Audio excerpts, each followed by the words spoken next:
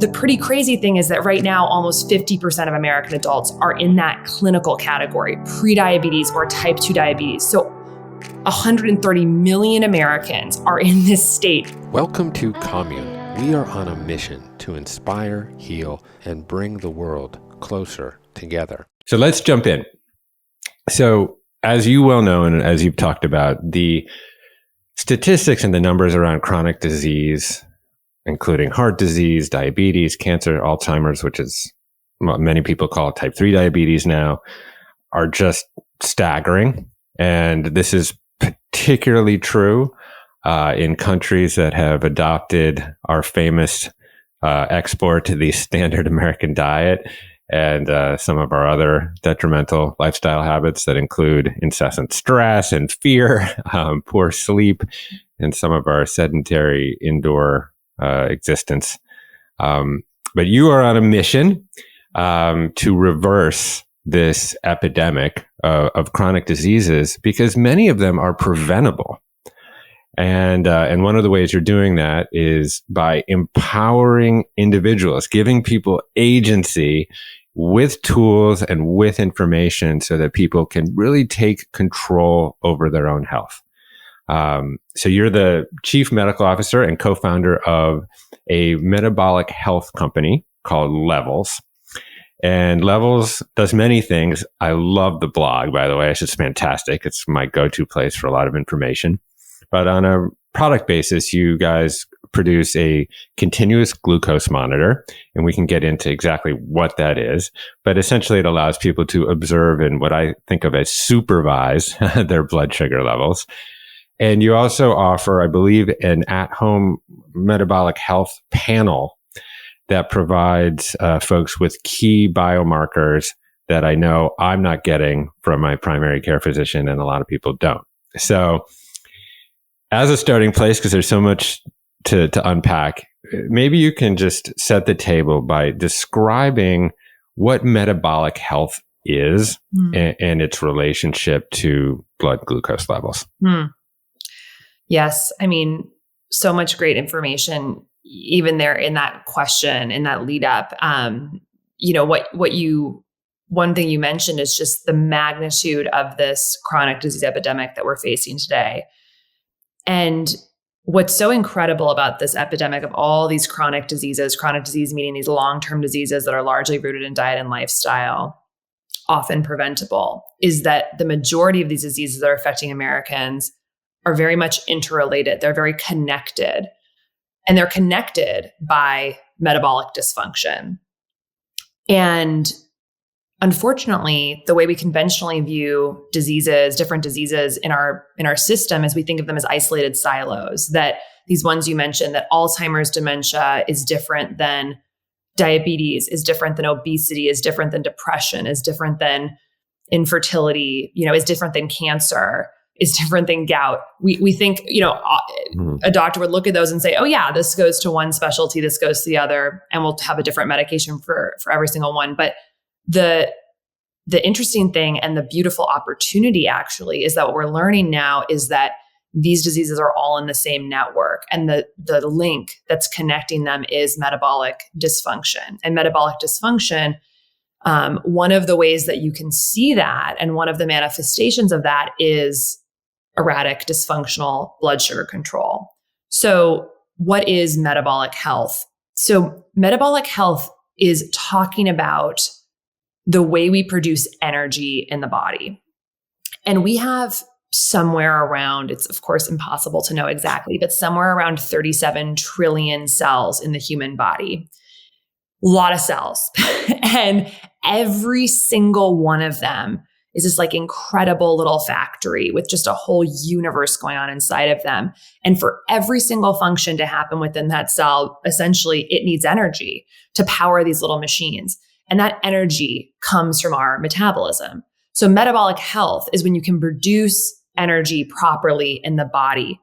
And that is so fundamental to all aspects of health, to so many symptoms and diseases that we're having today. Because if you think about it, if a certain cell type isn't getting energy properly, that group of cells is not going to work well. And therefore you're going to have So cellular dysfunction leads to tissue dysfunction leads to organ dysfunction leads to symptoms and disease. And wherever that energy problem is happening in the body, it can look like anything, which is why metabolic dysfunction can be this masquerader of all these different symptoms, because it's dealing with a core fundamental pathway related to all cells.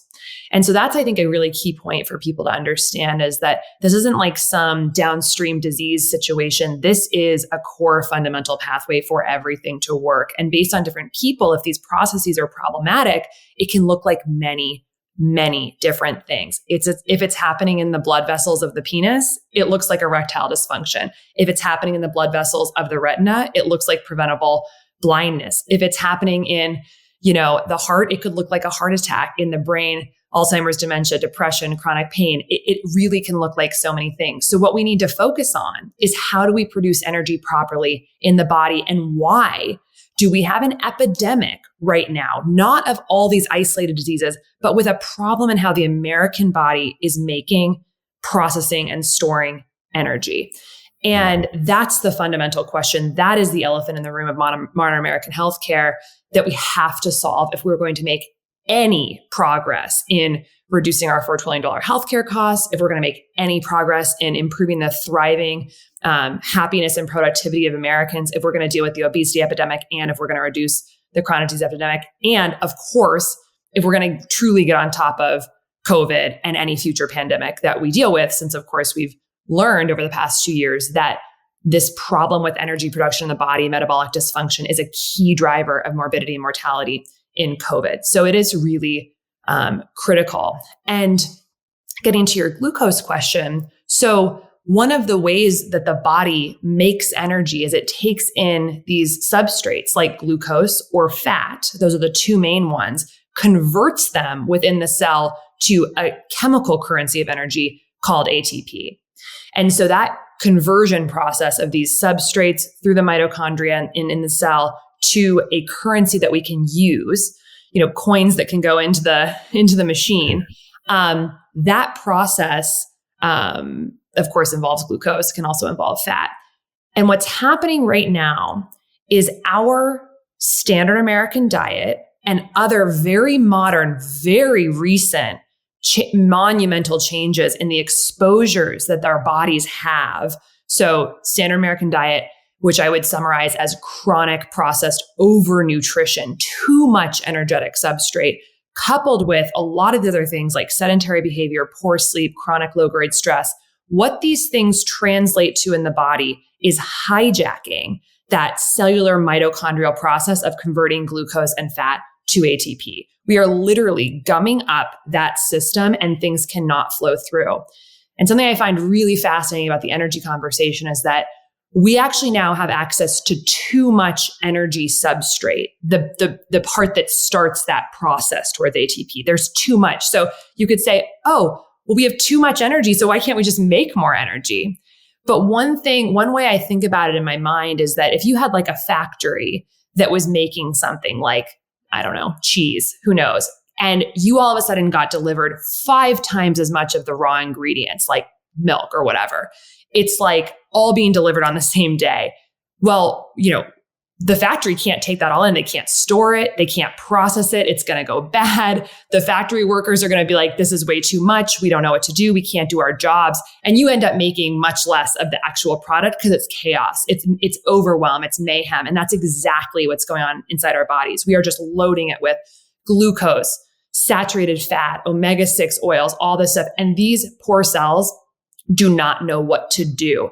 And this is such a recent phenomenon. We're talking like 50 to 100 years that we've been, this beautiful machine of the body has been exposed to these external stressors that it cannot handle. And what we're seeing in our healthcare today is the body saying, I can't, no more, and it's breaking down. And so our role as individuals is to understand that and to make different choices to alleviate that strain and that stress on the body that's leading to monumental fundamental dysfunction.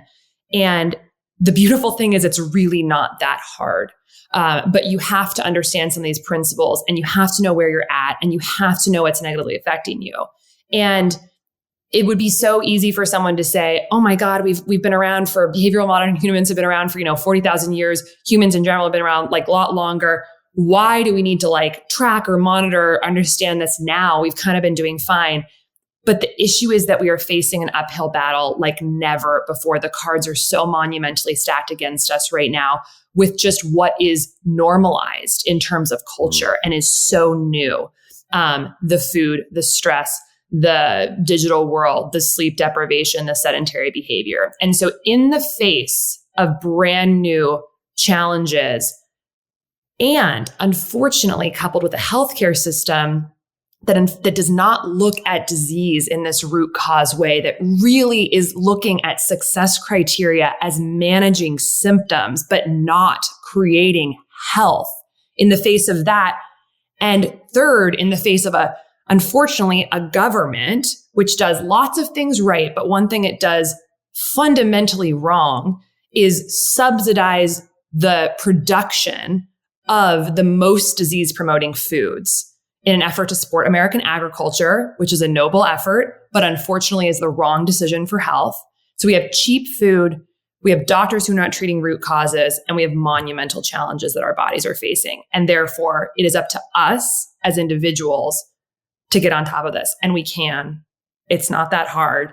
And it can radically change your health if you get on top of metabolism, how to produce energy properly in your body, and of course, therefore, how to get your glucose levels under better control. Casey, crushing it. You speak so powerfully and eloquently about so many different issues there, and really, in some ways, make human mechanism, which can be overwhelming for people who didn't go to med school, you make it so palatable and understandable. So thank you so much. Because, when people think about metabolism, that word often gets thrown around. Oh, well, that person has a good metabolism, or I have a bad metabolism. And what does that actually mean? Well, I think you just did a great summary there as what is our ability to produce energy efficiently within the body. So let's just talk about that process for a little bit longer. You can think about it as cellular respiration or however you want to think about it, but essentially we eat food, it gets broken down by enzymes and acids in our stomach, it moves into our small intestine and gets absorbed. This is very general right now. Not everything gets absorbed, but let's say carbohydrates in this particular case get absorbed. The pancreas secretes insulin, which is a peptide that picks up glucose in the bloodstream and ushers it, in the best case scenario, into the cell, as you described, for energy production in our mitochondria for the production of adenosine triphosphate. So great. When that's all working well, we are working well. But as you say, we have a sort of a supply chain problem, but the opposite one that we're having at our ports. We have too many ships actually now coming into the harbor through overnutrition. And for a variety of different reasons, what we can talk about, which is insulin resistance, or our pancreas not producing enough insulin, but we're ending up with too much glucose in our bloodstream, or hyperglycemia. And so maybe pull that thread a little bit. What happens when we have excess glucose in our bloodstream, and what are some of the downstream or knock-on impacts of that? So I think two important things here. One being sort of the initial question, which is like digging a little bit deeper into why this happens. Why does the glucose rise, and the insulin story a little bit. And then two, what is the biologic result of glucose being high? So in terms of that first question, you alluded to this a bit, which is that for glucose to be taken, glucose is blood sugar, of course, and for that to be taken out of the bloodstream into the cells to be processed or stored, it requires, in most cell types, insulin, which is like a lock and key that when glucose comes into the bloodstream and rises, the pancreas releases this hormone insulin, which then binds to the cell receptor and allows for the glucose to come in. The glucose then is going to be transported to the mitochondria. And this is the key thing. Anything that damages the function of the mitochondria is going to essentially create a backup of glucose in the cell that's ultimately going to also signal for this process called insulin resistance to happen. And insulin resistance is a sort of protective mechanism of the cell saying, we're not able to process all this glucose, so stop putting it in the cell. So the cell becomes less sensitive to that insulin signal. And therefore, what's going to happen is less glucose is going to get into the cell. You're going to start seeing that rise in the bloodstream. And this block to insulin, it's sort of like the cell saying like, there's no room at the inn. And so like, we're going to help protect the cell from more coming in because we can't host it. So then you've got to think about, well, what are the things that are going to potentially make the mitochondria not able to process that glucose? And one of it's interesting, like one is just what we were talking about before, which is having just being asked to process too much glucose. But there's other things, and really anything that creates oxidative stress, so too much free radical activity in the cell can also really hurt the mitochondria. So this is a way that insulin resistance and problems with glucose can arise actually separate from just too much glucose in the body, and that are really important to zero in on. And I think a framework to think about is like anything that's hurting my mitochondria is making me less metabolically healthy. Because then you open it up from it's just sugar that's causing diabetes and obesity to actually there's a whole world of things that can impact the mitochondria and lead to these problems. So for instance, like interestingly, fructose, which is not glucose, but it's what's found in high fructose corn syrup and what's found in juice and in high levels in these foods that are refined fructose products. So interestingly, as fructose, even though it will not raise glucose in the bloodstream, it will be processed by the cell in such a way that it generates a metabolic byproduct called uric acid. And uric acid is a molecule that actually creates oxidative stress in the mitochondria. So even though this is glucose independent, it's creating a problem in the mitochondria, which is then telling the cell, we can't process all this glucose, become insulin resistant. So oxidative stress can happen. And uric acid is one example. Of course, other oxidized foods. So we hear a lot about oxidized seed oils. So these like vegetable oils and seed oils that are prone to oxidation, those can also hurt the mitochondria. And stress can do this as well. It can generate damage in the mitochondria. So that's just to say there's sort of a holistic world of things that can impact the mitochondria that can lead to problems with how the cell is processing glucose and cause glucose to rise in the body.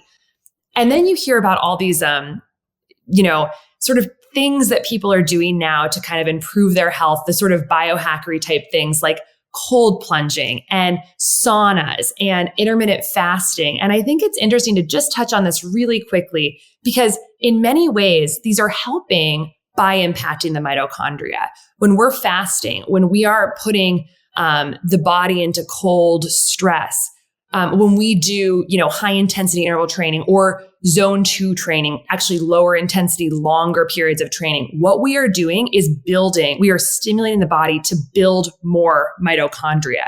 And the reason this feeds into helping with glucose production is it's the other side of this coin. The more you can flow glucose through this system and have these well-functioning machines to process the glucose, of course, the better the cell is going to be at being able to take more in, and it's not going to need to have that insulin resistance signal. So this is just a little bit of a lay of the land of mitochondria and insulin resistance. Ultimately, we want our cells to be very sensitive to insulin and to really take in what it needs, process it, be done, and not have all this excess.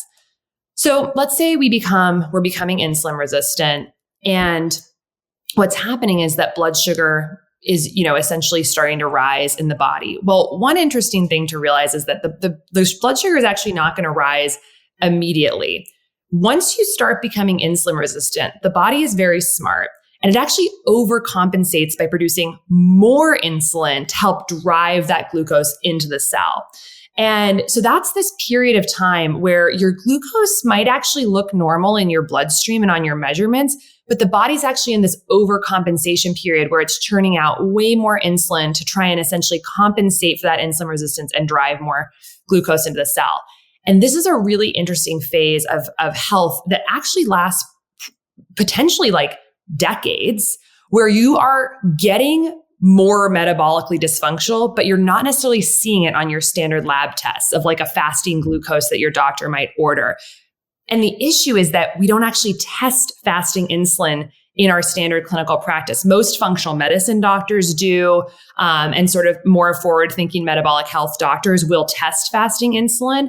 But if you don't have a picture into that, you could actually be going quite down this spectrum without knowing it in this overcompensation period. So that's just one practical recommendation, is to really know where you stand on this spectrum. Get a fasting insulin test along with your fasting glucose, so you know basically how hard the body is working to keep your glucose levels at whatever they are. And to make this concrete, let's say you and I both had a fasting blood sugar level of 80 milligrams per deciliter, which is in the normal range, not close to prediabetes, totally fine.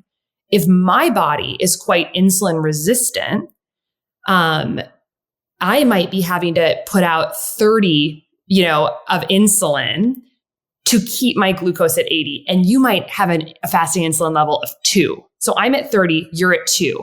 I'm probably going to get diabetes, you're not. And yet on standard lab tests, we look the same. So that's a really important reason to ask your doctor for a fasting insulin test.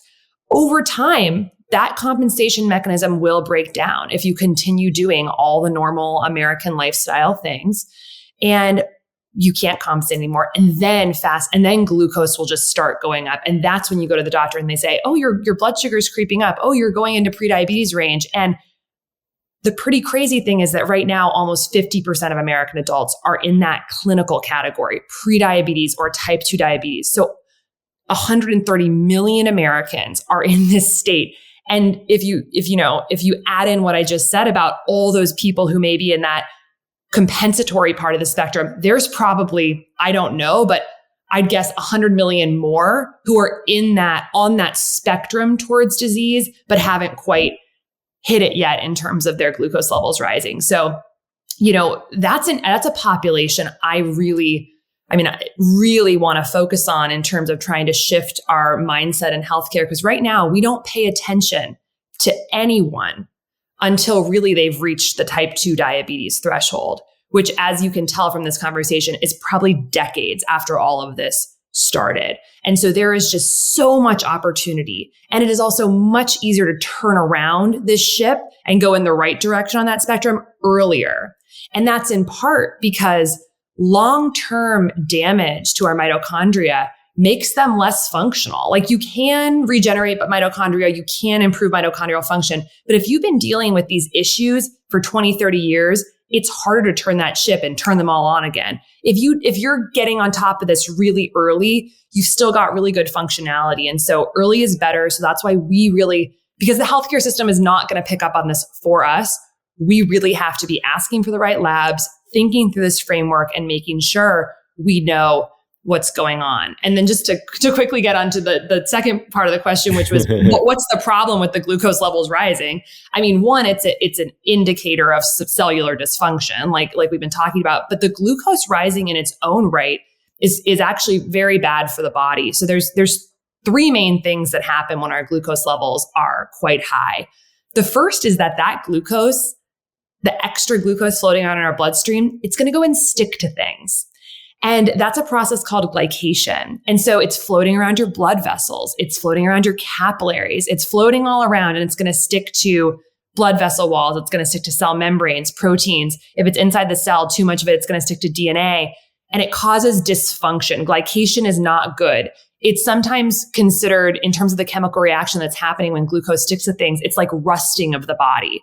And that's not good. So that's a term people might hear, is the creation of advanced glycation end products, AGEs. that's essentially glucose sticking to things and making whatever it sticks to less functional. So when I'm thinking about keeping my glucose down through diet, through lifestyle, through all the things, I'm like, yeah, I want a lower concentration in my bloodstream so it's not sticking to everything. And one fun factoid, wrinkles are actually a product of glycation.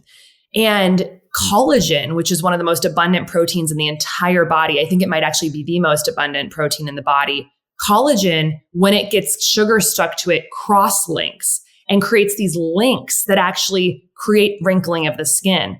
So, and there's been studies in vitro showing that reduction of glucose concentration around collagen can greatly diminish the cross-linking pattern that happens. And this also happens with other structural proteins in the skin. So another reason I care about keeping my glucose down, and it's very true that, even these cosmetic things and beauty, like it's from the inside out for sure. There is no cream that can ameliorate the cross-linking of collagen via glycation. So that's one. Number two is that high glucose in the bloodstream can generate inflammation. It's an abnormal thing that's happening in the body, and anything abnormal in the body is going to trigger the immune system to think there's a threat or something weird going on and it needs to activate.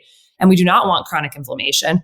We do not want those immune cells constantly secreting their little warlike cytokines, getting the body all activated in defense mode. We want to be in repair and recovery and growth mode, not in threat, all hands on deck mode. So sugar will do that.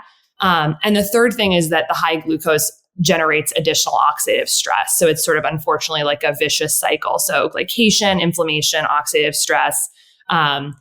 And that's sort of molecularly, but there's also a very subjective issue with glucose being high, which is that when you, let's say you eat a huge bowl of Cheerios, tons of carbohydrates, minimal fat, protein, and fiber in there, that's going to be a big glucose load into the bloodstream.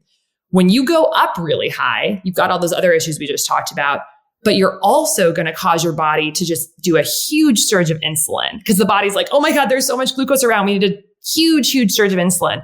And the body can sometimes overcompensate in that moment, that post-meal moment, and cause you to crash and actually dip below your pre-meal levels. And so if for people who are watching the video, it'll be like straight up and then down below baseline and back to normal. And that crash, which is called postprandial, post-meal hypoglycemia, low glucose, is associated with a lot of subjective issues like fatigue, brain fog, reduced fat recall, mood lability. So I really think about, in terms of stabilizing glucose and working in my day-to-day life to do that, of like glucose fluctuations day to day mirror subjective fluctuations in my experience of the day. And obviously we all, I think, want more stability in our day, whether it's energy, mood, cravings. That's another big one. In that reactive hypoglycemia period, people can often have cravings for the next meal. It triggers some of our hunger hormones. So stability is good, not only for the molecular reasons, but just for the subjective feeling of our day. Yeah. Yeah. I love how you are always going upstream. You're always asking, okay, well, what is the root of that? And everything from, as you suggested earlier, getting our fasting insulin levels measured before all of a sudden we're seeing spikes in our glucose levels.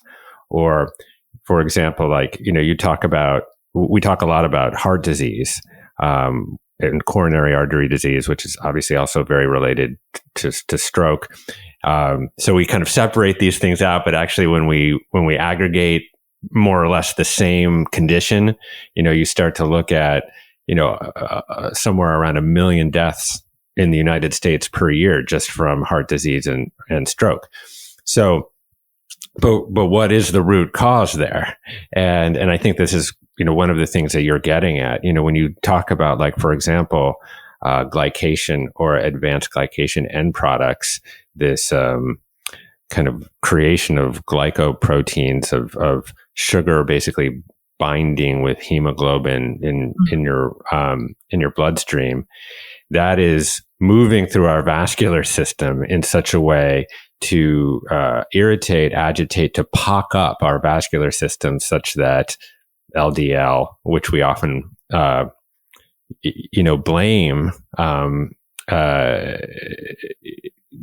gives it a better chance of kind of lodging in your endothelial arterial walls and then forming plaques and things like that. But oftentimes blaming the LDLs, as you know, like blaming the fireman for the fire. Right. What we really want to get to is like, well, why do we not have this beautiful glassy Zamboni-like vascular system?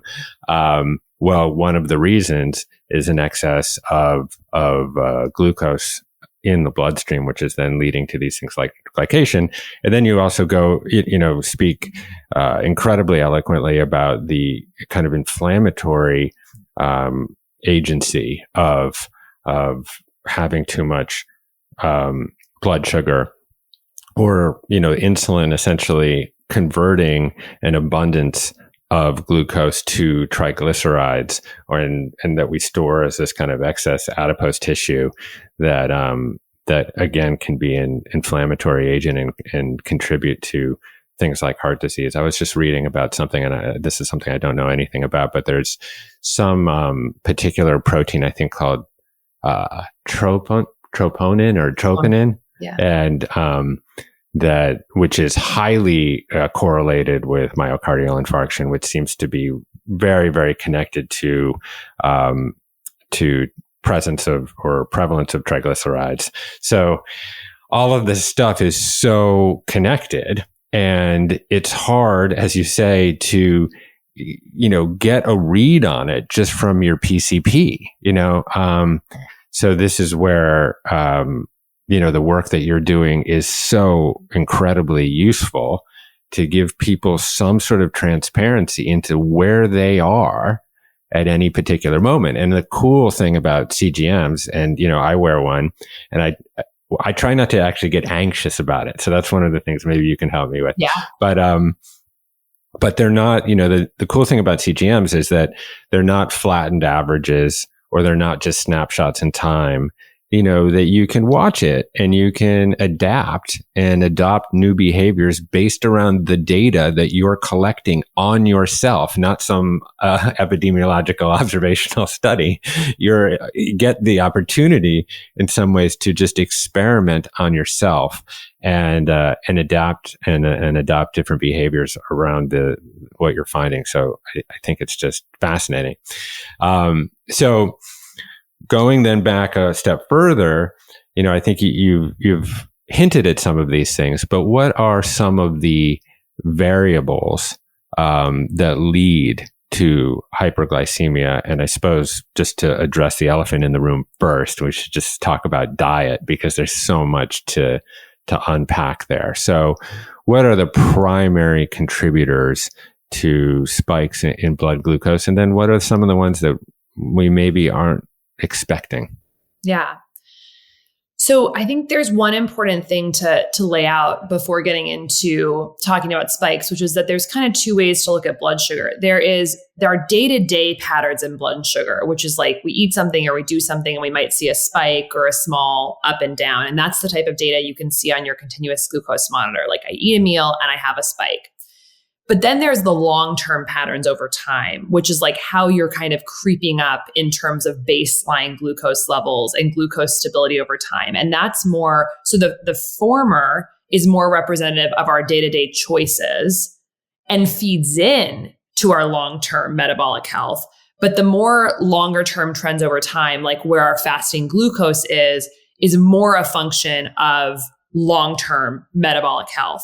And both you can get a signal on from a continuous glucose monitor. But that's just one thing to kind of keep in mind. And where I think, the continuous glucose monitor data, which is, for people who aren't familiar, essentially a wearable, like your Fitbit or your Oura Ring or your Whoop strap or whatnot. But it's actually, instead of measuring through the skin, it's with a light, it's a little probe that goes under the skin painlessly, like a little hair-like filament that's actually testing your blood sugar every 5 to 15 minutes, depending on the brand of sensor, sending that information to your smartphone. So you can see essentially a lab test being generated every 5 to 15 minutes, 24 hours a day. It's totally crazy and amazing that this exists. And it's the first real-time internal biomarker we could ever see. And fortunately, it's a really important one. And it's a really good one to help us understand specifically how the choices we're making in our day-to-day life around diet and other lifestyle pillars are affecting our health. So we don't have to wait, a year to have this crumb of information from our doctor of like, here's your fasting glucose one day out of 365 and say, this is some amazing, picture of your health. It's not. And so this is opening up now, tens of thousands of data points in a year that you really have control over that are much more useful. And because of what we talked about earlier, which is that these big spikes in glucose, like from that big bowl of Cheerios, those are creating molecular issues in the body acutely. It's also generating that insulin surge that's going to ultimately, if it happens repeatedly, day in and day out, 5 times a day over years, will lead to that insulin resistance. It will be one of the factors that leads to insulin resistance. So by seeing the day-to-day patterns of what is spiking you and what keeps you stable, you can make holistic choices to stay more stable over time, keep the insulin more stable over time, and ideally prevent the long-term insulin resistance. So in terms of the pillars that are really most important for determining what you're going to see on that continuous glucose monitor, the key ones are diet, exercise, sleep, and stress management. 4 key pillars of health. Each of them is its own universe of how it affects glucose levels and metabolism. So starting with, and they're not the only 4 things that matter. There's 3 others I think that are quite important, which I'll mention briefly, which is our micronutrient status. So not just diet, like holistically, like macros, but actually what are the micronutrients we're getting, vitamins and minerals, which are key metabolic cofactors that allow all this internal cellular machinery to actually work. So this is not just about how much fat or glucose you're eating. It's actually also about what micronutrients you have to power the engines. But those are going to have less of an acute impact on your blood sugar. So that's the 5th one. The 6th one is our microbiome. So important for our metabolic health. Yeah. Again, not something that's going to have an acute impact on our blood sugar spikes day to day because the microbiome doesn't change hugely day to day, but massively important for dictating our fundamental metabolic health. And then the 7th would be our exposure to environmental toxins. So there are so many chemicals in our environment that can disrupt the functioning and the machinery of our mitochondria and our cell membranes and our enzymes. And again, not going to see that day to day, but if you're exposed to these things over long periods of time, things like persistent organic pollutants like pesticides, you will screw up this machinery. So the 4 that really the 4 levers we can pull day to day to have an impact on our glucose stability are food, exercise, sleep, and stress management. And then the 3 others that are more critical for our long-term metabolic health is, exposure to environmental toxins, micronutrient status, and microbiome. But in terms of those 4, really to put it simply, it's like to have optimal metabolic health, we need all 4 of those pillars to be on point. One is not. They are all necessary and none is sufficient to have optimal metabolic health. So for instance, you can have the perfect metabolic diet, but if you are chronically stressed or if you are dealing with unresolved trauma that keeps your body in a sense of threat, it's still going to have an impact on your metabolism. You cannot override one of these others with the others. So let's say you're totally sedentary, that is going to have an impact on metabolism, even if the diet is perfect. So it's not that all have to be perfect, but we do need to be thinking about them. And if we're not making the progress we want, looking at those other pillars can be really helpful. And they're often very connected. I mean, if you're stressed, there's a good chance that you're not sleeping particularly well. And if you're not sleeping particularly well, you might be reaching for comfort foods, et cetera. So they are often interrelated, but I think your point is well taken. We need to focus on those 4 pillars individually such that, they're optimized. Right. So specifically, I suppose with diet, I suppose there's some low hanging fruit. Well, no pun intended there at all, because actually fruit can be a very positive source of glucose, and we'll probably get into that, and mostly fructose, obviously, but to eat the combinations of actually the matrix of how you eat with fiber and et cetera. But just as a kind of top line, what are like some of the core food groups that are going to really be deleterious to your glucose levels? Yeah. So I think the big category I would talk about is refined sugars and ultra refined processed grains. These two, if we could eliminate them, would have incalculable improvements in health. As many people I'm sure know, there are like over 60 names for sugar. There are literally industries devoted to figuring out how to get us confused about how much sugar is in our food, down to the nutrition labels and the way it's worded on the packages. So we all just need to be like hyper vigilant around the sugar in our food, and ideally not eat foods with added sugar. So this is not fruit, which has natural sugar. This is food that has added sugar, or that took a natural food and stripped away part of it and left the sugar. So that would be things like juice. Anything that concentrates sugar or puts in added sugar is going to be horrible for metabolic health, point blank. Yes, the body can process small amounts of it. And if you have, let's say you have, the big cookie or the big glass of juice and have a really big glucose spike from that, the body's amazing. It's resilient. It will release insulin. It will process it.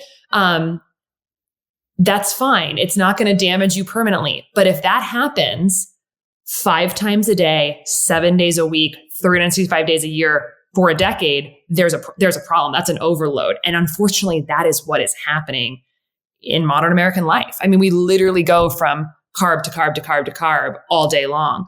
And that's totally normalized. And so that's the big category. So white flours, refined grains, added and processed sugars.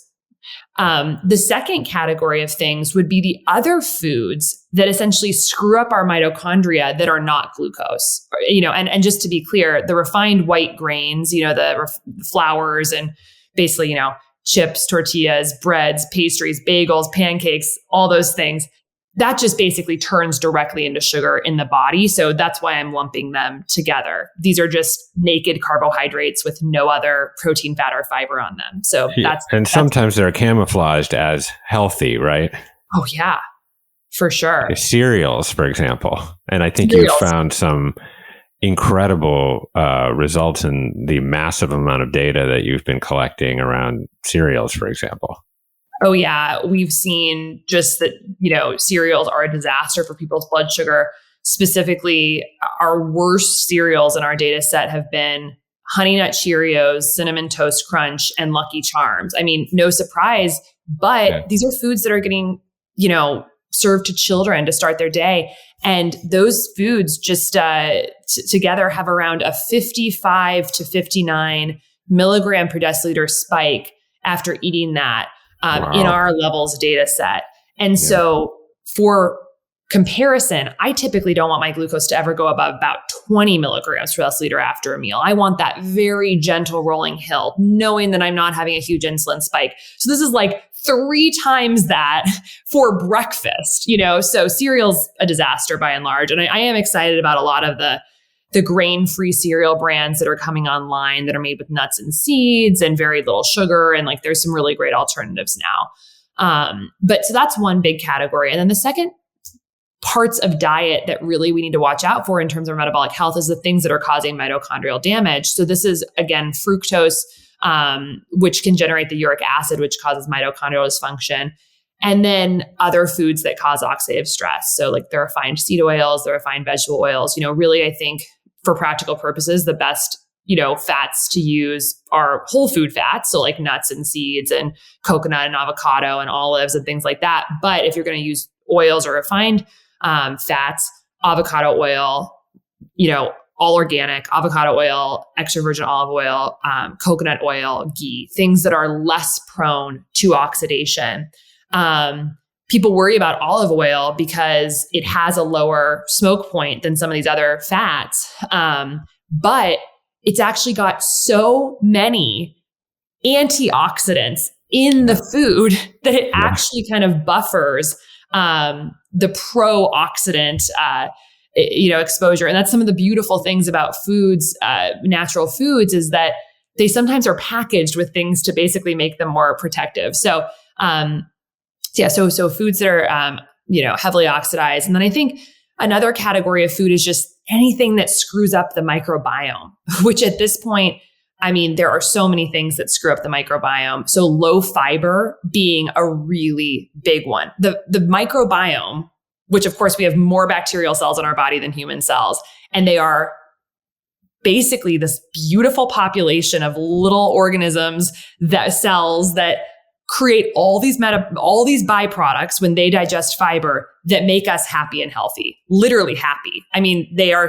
involved in our neurotransmitter production. Yeah. So when we feed the microbiome, we feed our chances of being happy and healthy. And so these low fiber foods, which is essentially like all the foods in boxes that have been stripped of their fiber, which is like 70% of the grocery store, that's bad for the microbiome. Things with, of course, I'm a big proponent of organic food, in part because the pesticides and the chemicals, the glyphosate that's all over these foods is, going to be damaging to the microbiome. Processed meats, certainly. So like the deli meats and the ultra processed meats can be damaging and can actually create metabolic byproducts through the microbiome that are damaging to the body. So all of that is sort of the what not to eat. I think it's pretty simple when it comes down to it. It's like eat whole foods as close to nature as possible, as cleanly grown as possible, and ideally things that are not naked carbohydrates. So very carbohydrate rich meals on their own. So balancing food. So instead of eating a huge grain bowl with little else on it, or a ton of fruit with little else on it, which are whole foods, balance that with some fat, some protein, some fiber. So you're not getting this huge glucose load on its own. But, sticking with the colorful whole foods, the antioxidant rich foods, protecting our mitochondria, avoiding the refined and processed sugars and grains. And of course, like we mentioned Mark Hyman earlier in the podcast, his book, The Pegan Diet, I think for anyone who's just like, oh my God, this is all great, but where the heck do I start? Start there. Start with The Pegan Diet. Start with his cookbook, What the Heck Do I Eat? Very simple. And it'll absolutely change your life if you're consistent with a lot of those habits. Yeah, I think one thing that is so interesting is that, you brought up that this is a relatively recent phenomenon that what we've seen, these kind of chronic levels of kind of pre-diabetic glucose levels.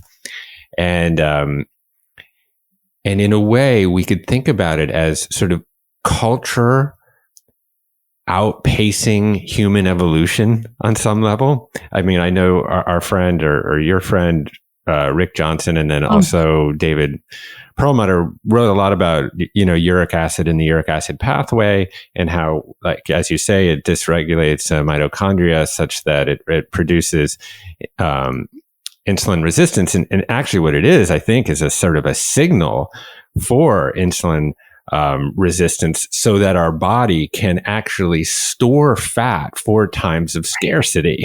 Yeah. And that was an adaptive advantage, not that long ago. But, our culture has moved so fast and evolution is slow. And so we just have not been able to adapt to diets that have, added sugar in 80 to 84% of everything on the shopping, in the grocery store. And, I've also seen like soda companies tout this thing. Well, our sodas don't actually produce any glucose spike because fructose it's like this wolf in sheep's clothing, right? It doesn't actually produce a spike necessarily, but what it's doing, as you say, is damaging the mitochondria such that we become insulin resistant. So downstream, it has an incredibly deleterious impact on our blood sugar levels, but it's not necessarily causing that spike. So it can kind of hide. And so what about some of these other things that trigger the uric acid pathway, like purines, these small, which are often small fish, because sometimes we've been taught to actually eat the small fish, right. And then alcohol. Those are 2 of the other ones there. Yeah, alcohol, purines, and umami-rich foods, and dehydration are big ones. And these all can activate the uric acid pathway, which we've talked about a little bit. And two, just incredible books, both out in February 2022 that everyone should read. Life-changing. Nature Wants Us to Be Fat by Rick Johnson, and Drop Acid by David Perlmutter. And both get into deep metabolic topics like what we're talking about today. But one key thing about that story, like you said, is that this is all adaptive. Like our body, there is an evolutionary environmental mismatch that we are dealing with right now that is leading to our obesity epidemic, our diabetes epidemic, and all the other associated metabolic conditions. And because we were in times of food scarcity for the vast majority of human history, it was so interesting when the body, mammalian body, essentially, whether it's humans or bears or rodents or whatever, would have access to all that fruit sugar in fall. Once the berries got very ripe, they get this huge influx of fructose and glucose because fruit has both of them.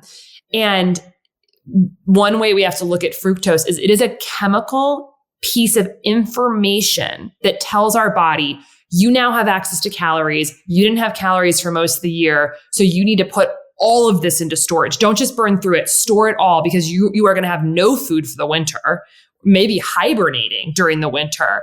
And so you need to store it. So fructose is actually a incredible, crazy signal that not only drives us to eat more, because it wanted to signal to that bear or that human, eat as many berries as you possibly can while they're there. Not just like, oh, these are good, I'll have a few. Like, go at it. And like, when you think about the obesity epidemic, I mean, we're all eating high fructose corn syrup in like most of our processed foods. It's literally a chemical messenger saying, eat more, winter is coming, store the fat. And then the way molecularly it tells you to store the fat is it breaks the mitochondria.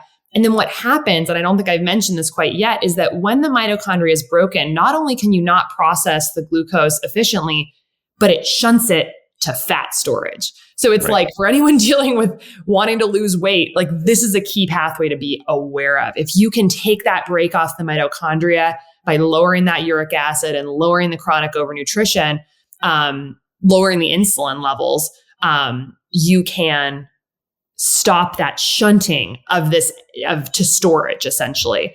And so it's not so much about the conventional calories in, calories out model. It's more about what are these individual molecules telling our body, what are these calories saying? And fructose is saying something very different than other types of calories, and glucose is as well. And so if we focus on the things that actually matter and lower those, I think we can often see more rapid results. But what's interesting about, the uric acid story is that, yes, they've also found that dehydration can activate the uric acid pathway.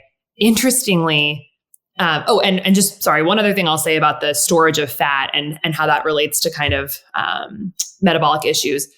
All of this is happening in the liver. Like this is where a lot of this processing of fructose is happening. And this mitochondrial breakdown that we've been talking about, it's really centralized in the liver. And when that liver cell gets stuffed with fat from essentially sugars being converted to fat because of the uric acid block on the mitochondria, that you can imagine this cell that's not supposed to be filled with fat is now filled with fat. Of course, it's going to become insulin resistant. Like it's just, It's not working. And so we really need to be zeroing into our livers. I think that the liver is going to be the organ of the next decade now of what we're learning, because like almost 40% of Americans now have fatty liver, which is a result of, all the stuff we're talking about. And a big problem is that our liver function testing often just gets totally glossed over by the doctors. It's like, oh, you're in the normal range. Well, our normal range has actually expanded over the past 30 or 40 years because we make our standardized ranges based on 2 standard deviations from the mean. Well, our mean is pretty bad right now. 14% of Americans have type 2 diabetes right now. 1% had diabetes 50 years ago. So we do not want to be 2 standard deviations from the mean. We want to be way lower. And so we need to look really closely at our AST and our ALT, our liver function tests, make sure those aren't creeping up. I believe Rick Johnson recommends keeping those below about 25. Often we'll see them in the high 30s, and it will just be like, we'll be told, oh, that's fine, that's normal. So zeroing in on that. And if your doctor says you have fatty liver, like that is a clue. Like there's a lot going on. It may precede blood sugar issues or diabetes, but it's a huge red flag that we got to cut all the foods that are driving liver fat, which is of course the fructose, the refined carbs and sugars, and these pro-oxidant foods. And so, so it's just, it's fascinating physiology and, but when we know this stuff, we can make these smart choices. And one of the things that Rick Johnson says in his book is actually that while glucose alone, of course, can spike insulin and generate that kind of insulin resistant process, there's a fascinating pathway where actually high glucose levels, when they get above a certain point, it activates another pathway in the body called the polyol pathway that actually converts glucose to fructose. And so you're getting a double whammy of glucose causing problems in the body and then also be converting to fructose, which then is causing that metabolic dysfunction. So we want to keep glucose low. We want to keep fructose low. And it's fairly straightforward to eat that way if you know what is spiking your glucose levels. And that's where a continuous glucose monitor can be extremely helpful. Yeah. I'll tell you just a personal story about where I wear a sensor. I wear a monitor and, you were talking about dehydration for a minute. And so I've been experimenting with all of these kind of hormetic modalities, these kind of adversity mimetics. So basically, like what doesn't kill you will make you stronger. So, cold baths and hydrotherapy and saunas and other things too, fasting, etc. So I was taking regular saunas and I was seeing massive spikes on my CGM. And I was like, actually, I didn't correlate them right away. I was just seeing, big spikes, but like really significant spikes, like, 40, 50 milligram spikes, like jelly donut style spikes, or Skittles, I guess. Right. I saw that data point that you guys had. The worst food in our entire data set. Yeah. Skittles, I know. And I couldn't figure out because I have a pretty optimized, diet. It's like low carbohydrate vegetables, fiber and protein rich foods, etc., whole foods.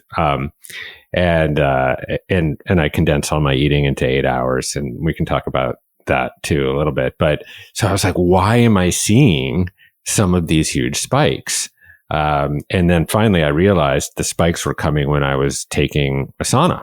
And I was like, okay, what is going on here? And actually, I'll ask you because I'm not sure I totally put my finger on it. But obviously there is some correlation between glucose spikes and dehydration. And I guess I would ask you, is that because dehydration essentially lowers overall blood volume such that then anything that's in your blood essentially reads as a higher concentration?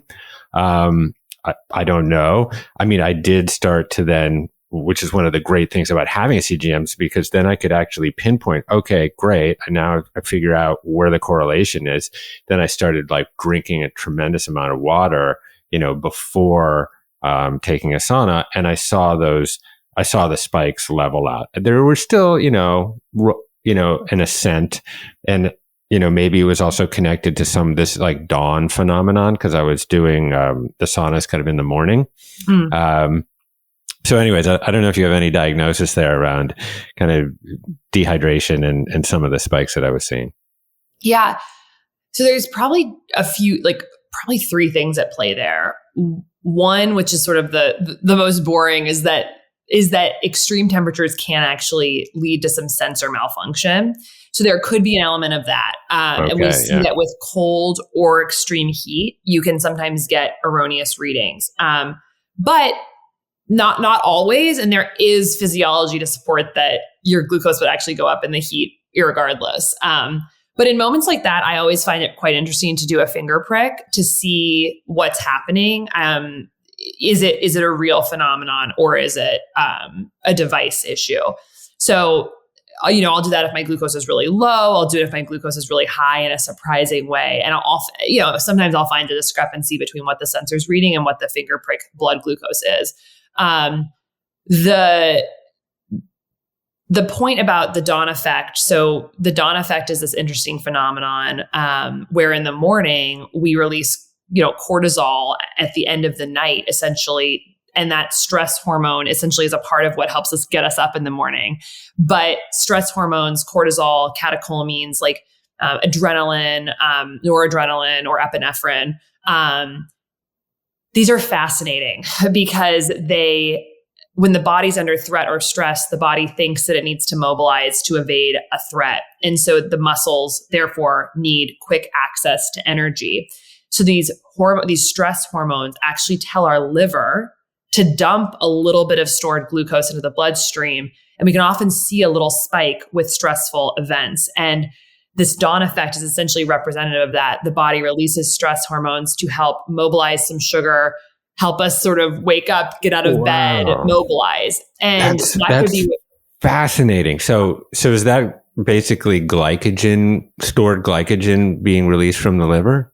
That's right. It's glycogenolysis.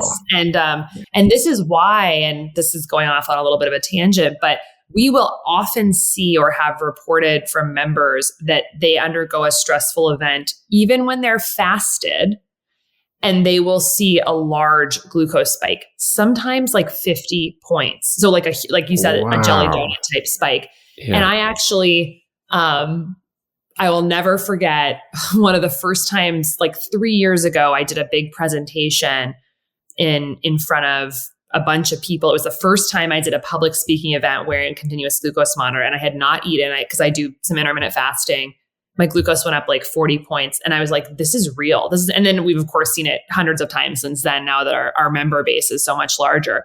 So that is literally a physiologic response telling the body, you think you're under threat. You think you've got to run from the lion or the criminal or whatever. And so we're mobilizing glucose for you. Now, this is adaptive. It's like, thank you, body, for trying. But in our modern world where we are not running from anything, we have very little physical threat compared to the rest of human history. All our threat now is psychological. We generate the threat for ourselves with the horns honking in the cars and the text message dings and the emails and the conversations and the social media. So we are, this is the problem, is that we are still getting that sense of threat to the body. We are still releasing the glucose, but we are not using the muscles. So now you've got glucose just sitting in the bloodstream and you don't have a sink for it. And so two things that have really changed my life, and I think a lot of members' lives, from knowing this and really actually using continuous glucose monitoring as a mindfulness biofeedback tool, which is kind of strange to think about, is one, how important it is to practice the tried and true mindfulness techniques that activate your parasympathetic nervous system, activate your vagus nerve, and essentially, in my mind, is like pouring out other chemicals telling the body, it's okay, there's not a threat, So I am so much more cognizant now of my deep diaphragmatic breaths throughout the day, knowing what I know about my glucose spikes in relation to stress and what my triggers are. And I think this actually has been very much synergized with the use of heart rate variability monitors. So I wear a monitor sometimes called a Leaf Therapeutic, which is a real-time HRV monitor that sits on your chest. And so seeing the glucose spike and seeing my HRV dip together is a prompt now. My God, take 5 deep breaths, tell your body you're safe. And it's like, that's in our control in a lot of ways. There's, of course, deeper levels of stress, like unresolved trauma, which is very interesting in relation to metabolism, because people with adverse childhood events and really deep traumatic events tend to develop metabolic disease much more severely and in higher rates. And so there's that deeper level of stress that often needs a lot deeper therapy to unwind. But that can actually be a big part with my patients of getting them to the next level of their metabolic health, is to to dig into what is causing your body to kind of constantly feel like it's in threat. So that's the stress piece that I have just found really interesting. And something, the second reason it sort of impacted me, and I think a lot of members' lives, is because you realize that what you don't want is to release glucose in the bloodstream and then not use it. So this is why using your muscles. So if you're stressed, take a brief walk. If you just ate, take a brief walk. Do something to use the muscle. Because the muscles, I think of muscle as this gigantic, humongous cellular glucose sink. And the really cool thing about muscle is that it does not require insulin to take up glucose. It's like one of the only cell types in the body that does not need insulin to take up glucose. So you can imagine it's like a freebie. And the crazy thing is that there's so many studies showing that even just taking a 15-minute walk or a 30-minute walk or a 2-minute walk every half hour throughout the day significantly lowers 24-hour glucose levels.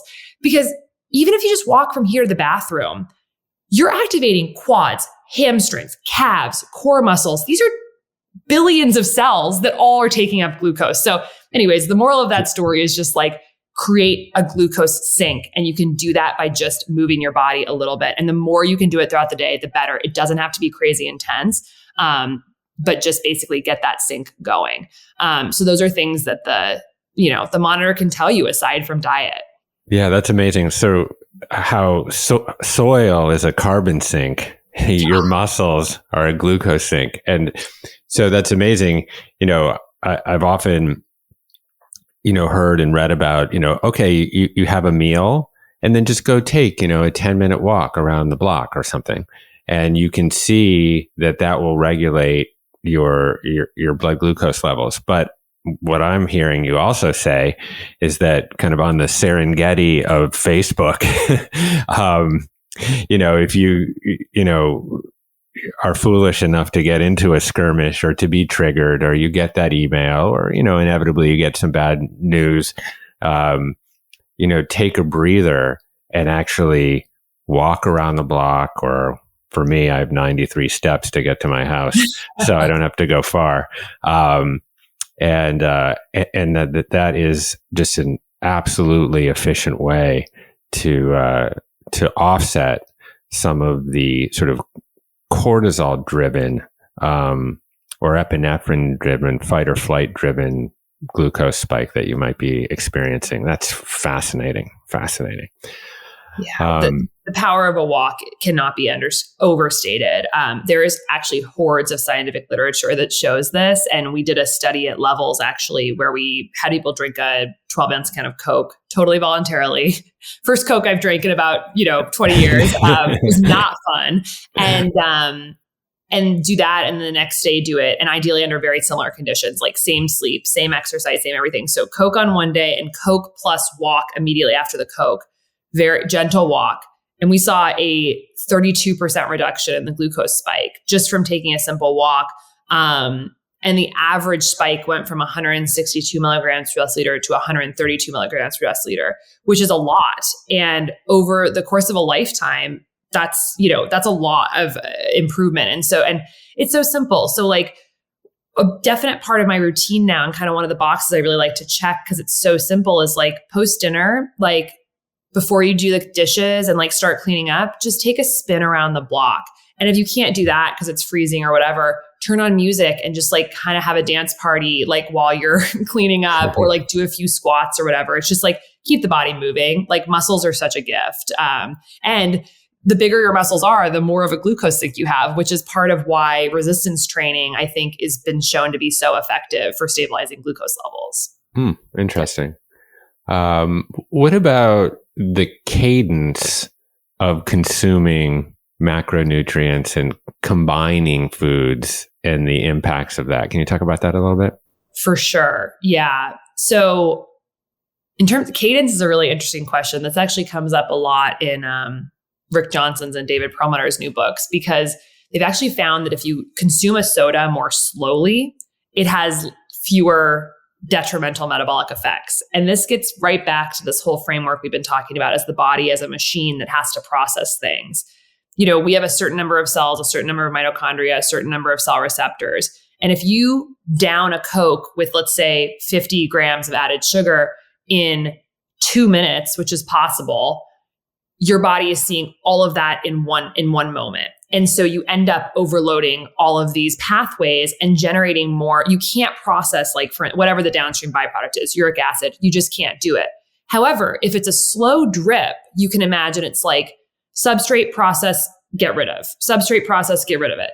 That's, and that is, so you're not going to have the buildup of the damaging metabolic byproducts so much, like, that generate oxidative stress and whatnot. So that was some really interesting research that I think his lab did, showing that drinking something over the course of 2 to 3 hours is very different from drinking something in 2 to 3 minutes. So that's one thing, to just think about if you are drinking juice or, iced tea with sugar or whatever it is during the day. And you want to move from, you can't give it up yet, but you want to move to harm reduction. Like, that's maybe one way to do it. The next thing that's really an exciting tactic that you can sort of implement is food sequencing. So if you eat, for instance, the carbohydrate rich portion of your meal first, you're likely to have more of a glucose response than if you eat the protein, fiber, and fat first, and then eat the carbohydrate rich stuff. Which, it's funny because you go to a restaurant and they start with bread or tortilla chips, depending on where you're at, or pita or whatever it is. And then you get the salad, and then you get the, like, protein. And it's totally backwards. It should actually be the salad, and then whatever, the chicken and the asparagus or whatever, and then the potatoes, and then the bread. Ideally, no potatoes and bread. But if you're going to have them, in terms of minimizing the response to them, that's the way to do it. And it's for several reasons. It slows down GI stomach absorption. It slows down the movement of this stuff. So again, you're not getting the flood of glucose. Fiber actually may block some of the glucose from ever even getting in. Like, you may actually have less that goes from the gut to the bloodstream. So that's pretty cool. That's like freebie. And it also is going to affect your satiety hormones differently. Like, you may not actually be as hungry when you get to those carbs. So I definitely recommend thinking about that when you're moving through your plate. Start with your protein or high fat, or fiber rich food. One couple foods that I lean on aggressively are like chia seeds, and flax seeds. So I'll often, do a chia seed pudding in the morning, which is that's a ton of fiber, one of the most fiber rich foods on the planet. There's also healthy fats and protein in that. And then maybe eat some fruit or something like that. And that's going to be very blood sugar balancing. Have some walnuts maybe, and some almond butter on top as well. So that's sequencing. In the studies, they looked at things like eating eggs or nuts or things they could really control the portions of. But it was those types of foods that eaten before, like bread or pasta, had a positive effect. So basically, fill your stomach with non-glucose spiking roughage, vegetables, lettuce, etc., and those other things before eating the carbs.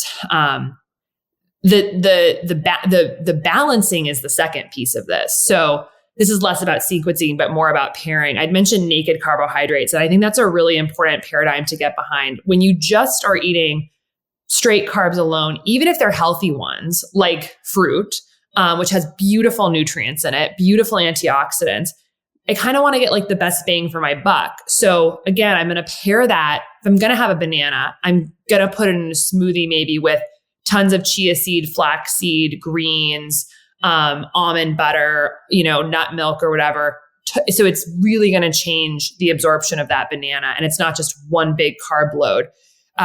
So you really just want to think about balancing those macronutrients and really think about like fiber, protein, and fat as your friend when it comes to carbohydrates. So these days, I rarely eat carbohydrates alone. I would not, for instance, eat a straight sweet potato, because I've done that and I went up 80 points on my glucose. And it's like, I know that sweet potatoes have beautiful vitamins and minerals in it. It is not an unhealthy food, but eating it totally on its own, if I'm doing that all the time, I'm going to see huge glucose spikes. And so if I can maybe eat a smaller amount and put some tahini on it, sprinkle some flaxseed on it, have a big salad around it, totally different response.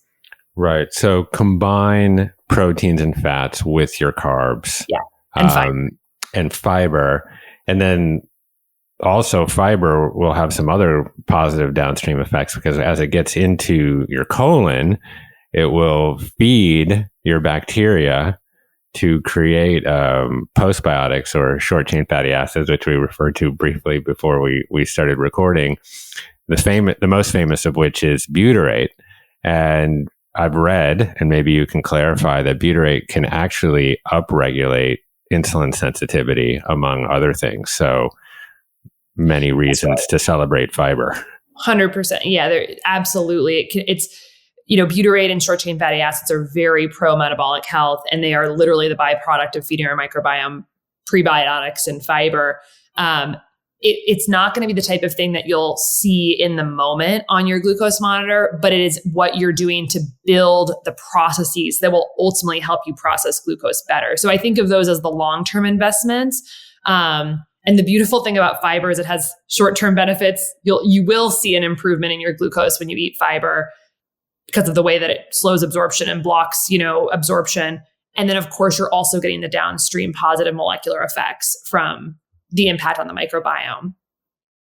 Great. So I want to just have the opportunity to at least briefly address some of the metabolic health testing that you're offering. And, just maybe at a high level, you can outline some of the, what the core key metrics and biomarkers that are essential to determining metabolic health, besides just glucose blood monitoring.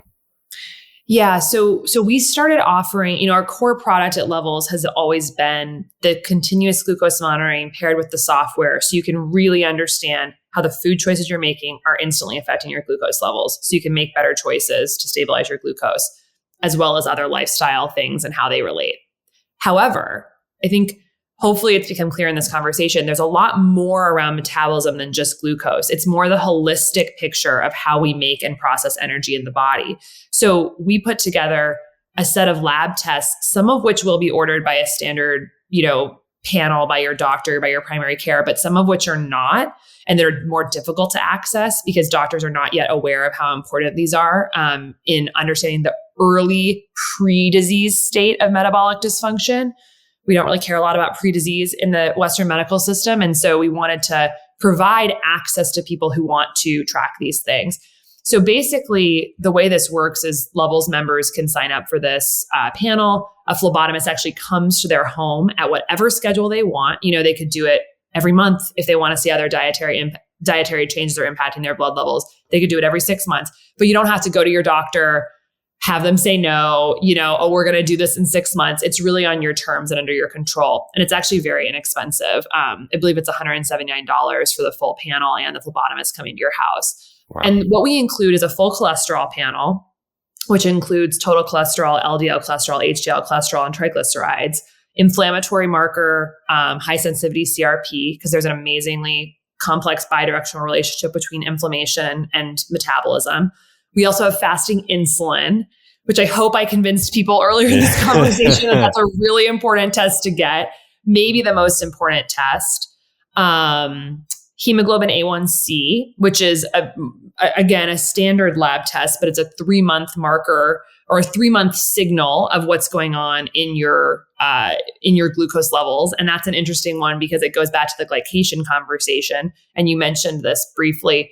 When sugar sticks to the hemoglobin in our red blood cells, that can actually be picked up on this lab test. And the percentage of glycated hemoglobin is what this test reports. So if you have more glucose in your bloodstream, more glycated hemoglobin, that shows up on this test.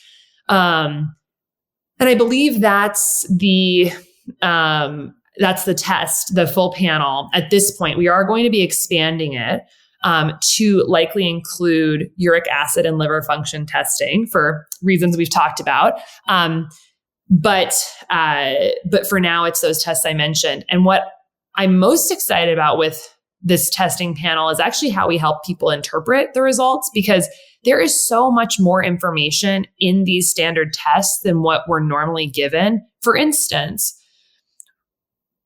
well, this is the way it usually goes down in the doctor's office. You get your blood work done, you go into the doctor, you have a 15-minute visit to talk about, 15 different things, and they look at the computer and they see green check marks and they say, you're totally fine. You look good. Well, any functional medicine doctor or, someone who's kind of looking a little deeper into this can often look at that same list and be like, actually, there's a much bigger story here. There are clues within this cholesterol panel that problems are on the horizon. For instance, and a lot of this has to do with the fact that our ranges for what's normal are not normal. They're way too liberal. And we actually really need to tighten up these ranges if we really want to keep people in optimal health. So the first thing we do is help people understand what are the optimal ranges, not just normal ranges. For instance, there are many healthcare systems right now that triglyceride levels, which are a very important sort of blood fat biomarker that represent the conversion of glucose to fat, and actually are a stronger predictor of heart disease and cardiac events than LDL, and yet have been minimized in the conversation about between LDL and triglycerides, with LDL being vilified and triglycerides kind of being ignored. And even though triglycerides are a stronger predictor, and there are many theories to why this has kind of come about. Dr. Rob Lustig's book, Metabolic, talks about this quite a bit. That even though the odds ratio for heart disease is much higher with triglycerides, we did not have a medication for triglycerides until very recently. And even now, it's not super effective. We did have a medication for LDL, statins. And so we focused on LDL. And that, I think, is a huge problem because we need our triglycerides to be low. And it's actually so easy to get your triglycerides down. I've had patients who have dropped their triglycerides 100 points in a month just by cutting out refined sugars and refined flours. It's incredible. It moves very fast, so it's very motivating. So for instance, some healthcare systems will literally say that triglycerides less than 500 are standard range. They probably need to be definitely below 100, but below 70 for optimal metabolic health. So people are walking around being told that their triglycerides are normal when they are like probably deep in the spectrum of metabolic dysfunction. And some labs, which are a little bit more tight, will say less than 150 is fine, and that's normal. But again, talk to Mark Hyman, any functional medicine doctor. If you look at the research deeply, less than 100 is going to be the lowest risk. And I shoot for less than 70. So that's just one example of how we help unpack some of these results. It really pains me as a physician to think that people are walking out of the doctor's office thinking they have a clean bill of health when there's actually huge warning signs that they could act on very easily if they were just told, hey, this is a red flag. A second thing is how the labs work together to tell you information. So you can do some interesting ratios, like the triglyceride to HDL ratio, which is essentially this bad cholesterol that you can think of as sort of like related to excess glucose, turning to fat, triglycerides over HDL, which is our quote unquote good cholesterol, shuttles cholesterol back to the liver. You want a low ratio of these things. You want low triglycerides, high HDL, low ratio. And so this is something that no doctor is going to talk to their patient about. I did not learn it in medical school. I've only learned it since digging into the research after medical school. But this is actually a strong predictor of insulin sensitivity. And so even for people who can't get a fasting insulin checked or don't get the levels panel, you can actually look at your triglyceride to HDL ratio, which almost everyone has on a standard lab panel, and get a really good clue. I like to really push people to shoot for a ratio of 1 or less. So meaning that like if your triglycerides are 80, your HDL is 80.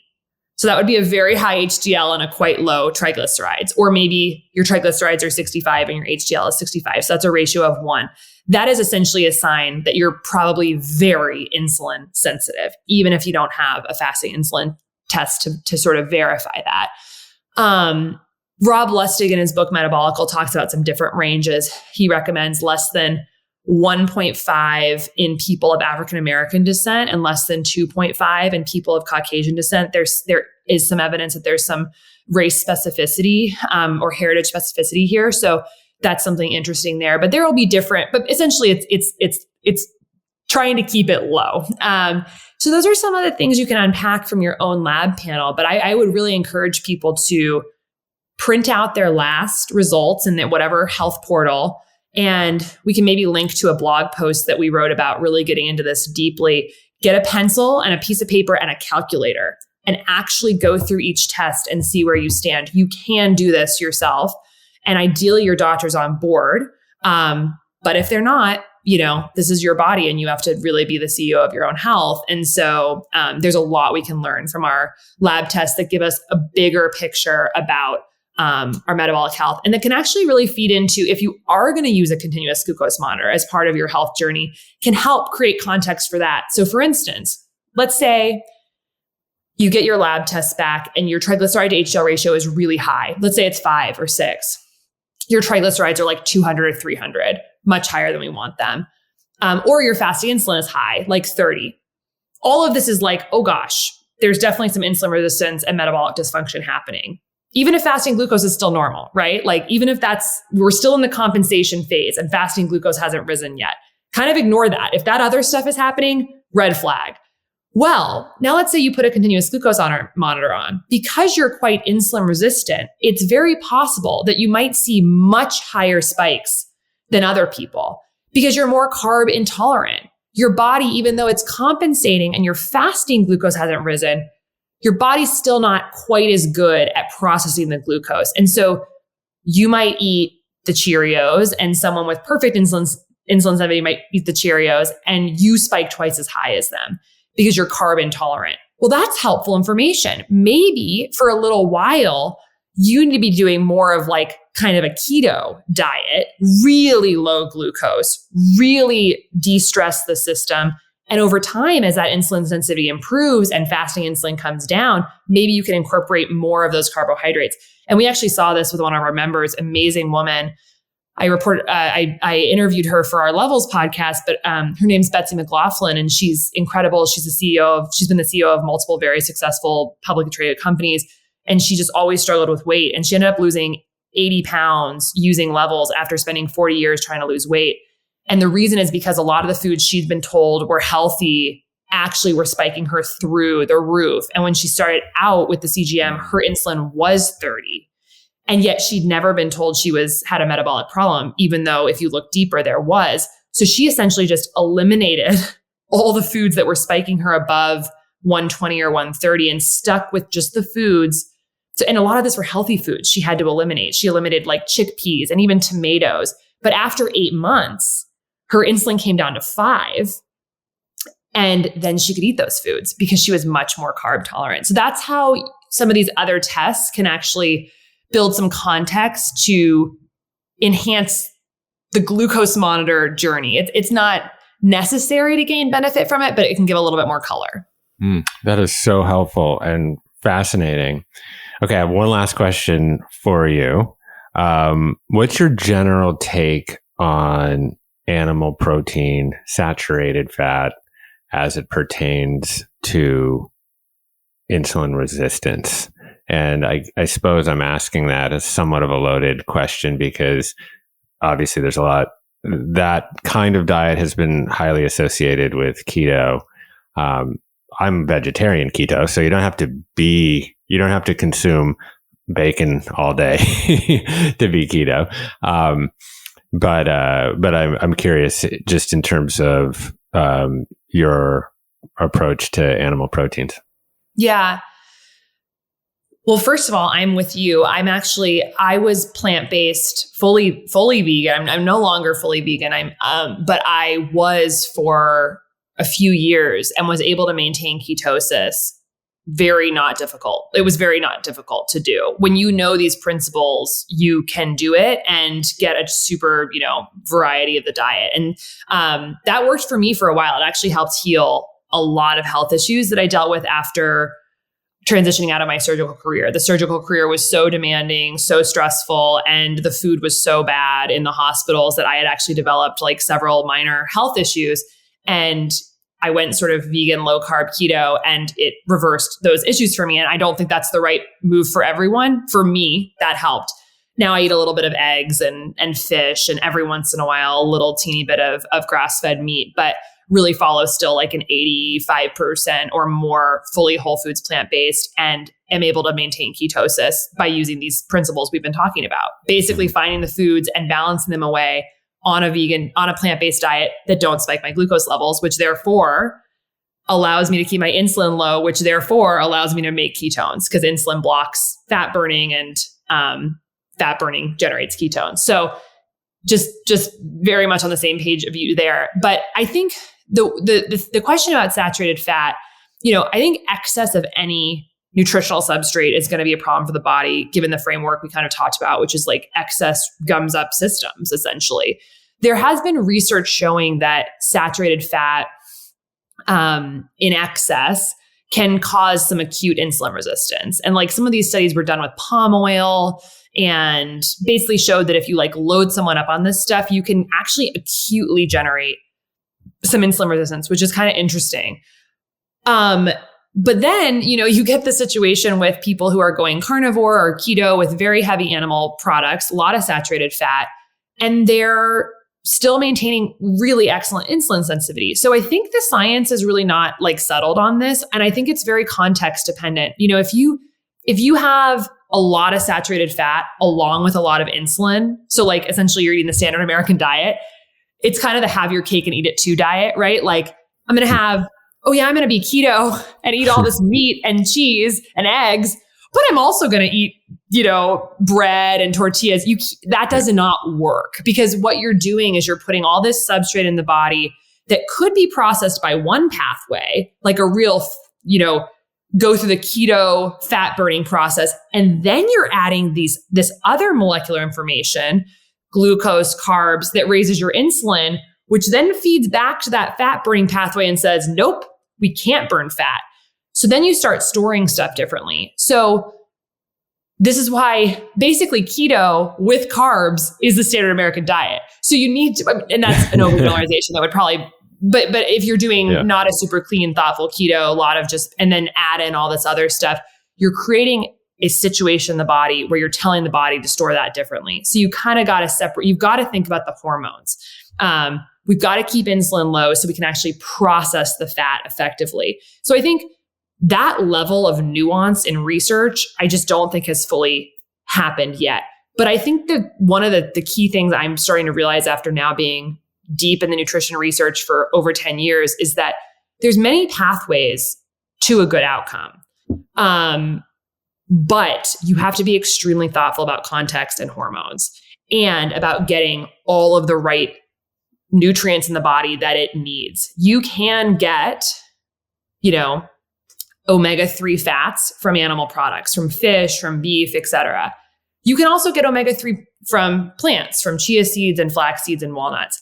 People will argue to the end of time that, it's not good to get them from a vegan diet because you have to convert it through 3 enzymes to get it to the form of omega-3s that's actually like used for structural integrity of cell membranes and as anti-inflammatory molecules. So ALA needs to be converted to EPA and DHA for it to be useful. But if you think about this in a little bit of a deeper way, let's think about those enzymes. How does ALA actually get converted to EPA and DHA? Well, each of those enzymes requires like many nutritional cofactors to function. Vitamin C, manganese, magnesium, B vitamins.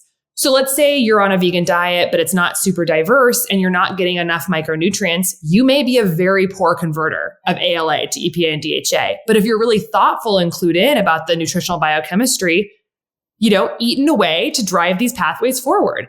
So it's just not as simple as people think. And there's just so many beautiful, redundant pathways in the body to get to a similar place. And so that's why I think we can see people on a plant-based diet being very insulin sensitive, and we can see people on a keto diet with heavy animal products being very insulin sensitive.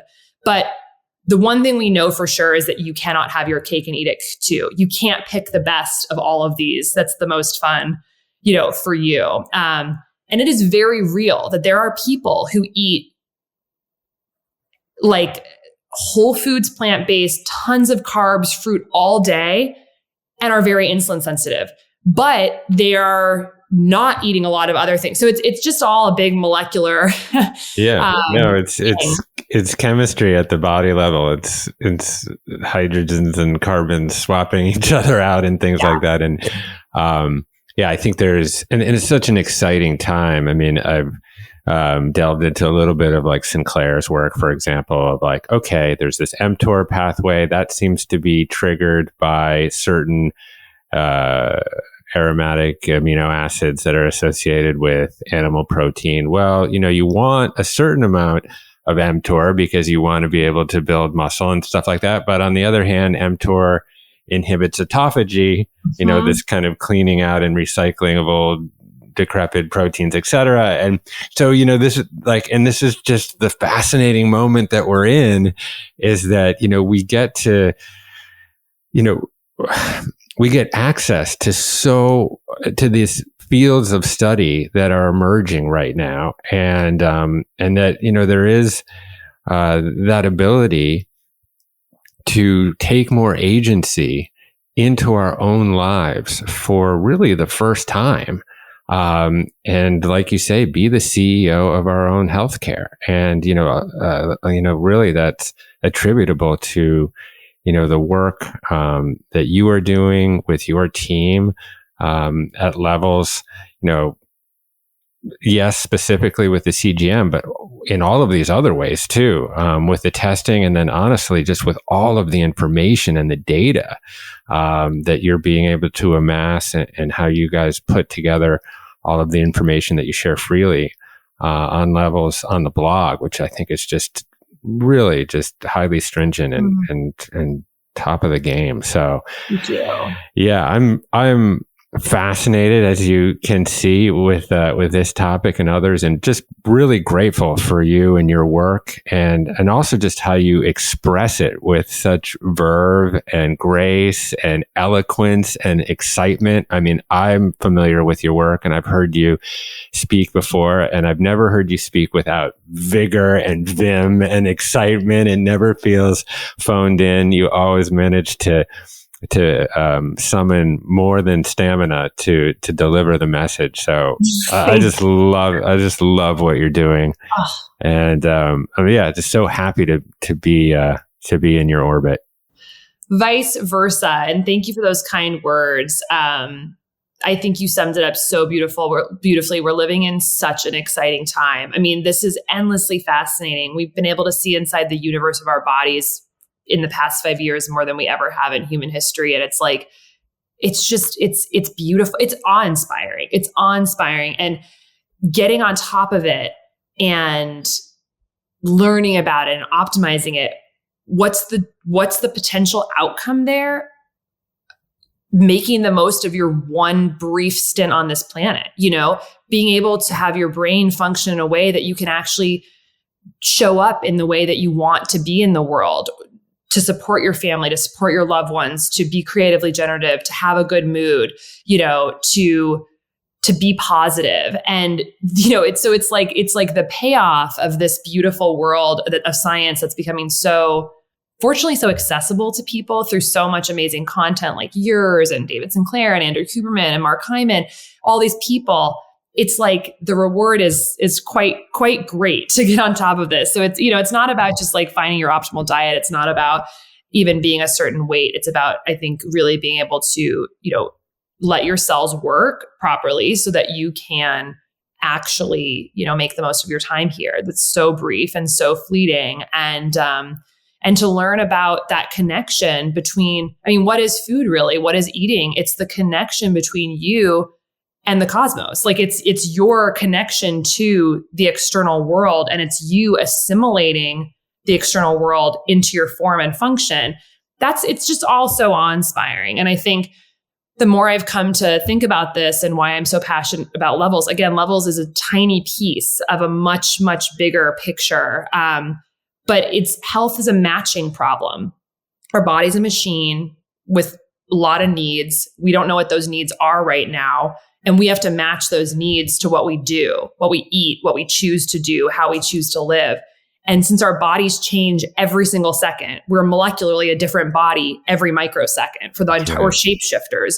Year to year, our cellular mass is totally different. We've excreted and taken on we eat a metric ton of food per year, right? Like, so the more we can get better at matching what we're doing with what we need at a particular moment in time, the more we can be healthy. And that's where these tools, these empowerment tools like monitors, can clarify the matching and see inside the black box. And so, yeah, I think the next 5 to 10 years are going to be fascinating with helping to pair choice with need on a day-to-day level. And in doing so, really pull out the carpet from this narrative that like we are the static object. We're a body that just is kind of, we have this one body in our lifetime. It couldn't be farther from the truth. We have billions of bodies in our lifetime. And that really tapping into that, like that philosophy is actually, I think, quite beautiful because we start to realize how connected we are with everything else, how dynamic we are, and how we're part of this beautiful eternal process. Well, you're taking me into my Buddhist roots here. You know that. That's right. Yeah. Without a lot of, without any letters at the end of his name, Siddhartha Gautama told us that we are impermanent and there's no stable, reliable self, that we are just in the river moment to moment. And I feel that if you are interested in the metaphysical or in the spiritual, then study the physical.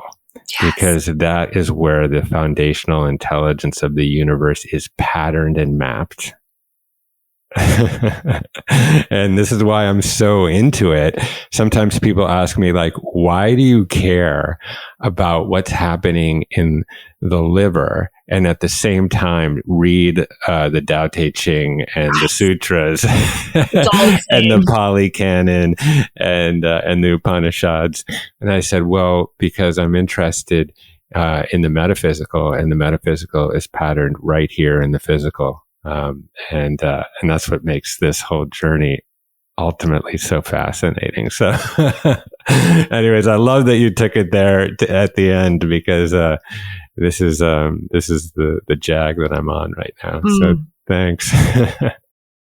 Hey, thanks for watching. If you liked this interview from the Commune podcast, then I think you'll love this video right here. To take a step back and look at these things that we think are so detrimental and ask ourselves, well, could there ever have been an advantage? Could we say that insulin resistance and higher blood sugar is a good thing? Yes, we can.